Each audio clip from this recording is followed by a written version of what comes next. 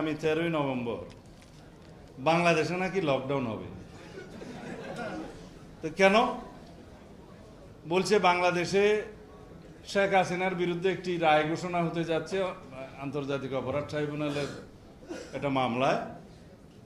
তারা ধরে নিয়েছে তাদের নেত্রীর কি হবে তারা জানে, আমরা জানি না, কারণ আমরা বিচার ব্যবস্থা বিশ্বাস করি। আদালত কি ঘোষণা করবেন, কি রায় দিবেন আমরা তো জানি না।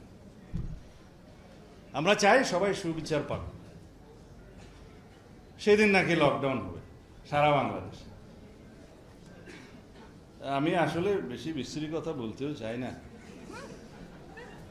এখন বাংলাদেশের যারা রাজনীতিতে বিশ্বাস করে নাই কোনোদিন, বাংলাদেশের গণতান্ত্রিক ব্যবস্থায় যারা বিশ্বাস করে নাই কোনোদিন, ফেসিবাদী স্বৈরাচারী কায়দায় এই দেশে দীর্ঘ অপশাসন চালিয়েছে, তারা যাদের মাধ্যমে এই দেশকে করদ রাজ্য প্রতিষ্ঠা করতে চেয়েছিল, তা আল্লাহ রাব্বুল আলামিন তারা তাদেরকে সেই দেশে আশ্রয় দিয়েছে।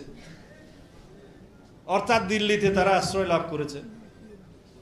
এখন ওখান থেকে বসে যদি মানুষ বলে না যে পাগলের সুখ মনে মনে, আওয়ামী লীগ যদি মনে করে যে 13ই নভেম্বর বাংলাদেশের মানুষ তাদের আহ্বানে সাড়া দিয়ে লকডাউন করবে, তাহলে আপনাদেরকে 5ই আগস্ট বিদায় করে দিল কেন?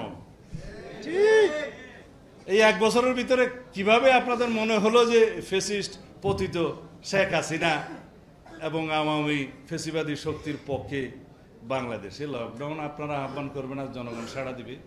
আপনারা যদি দুঃসাহস থাকে আসেন, বাংলাদেশের মানুষ আপনাদেরকে কিভাবে আপ্যায়ন করে দেখুন। আমরা তো চাই আপনারা এসে বিচারের মুখোমুখি হন, আসামির কাঠগড়ায় দাঁড়ান। আপনাদের সুবিচার নিশ্চিত করার দায়িত্ব এদেশের মানুষের।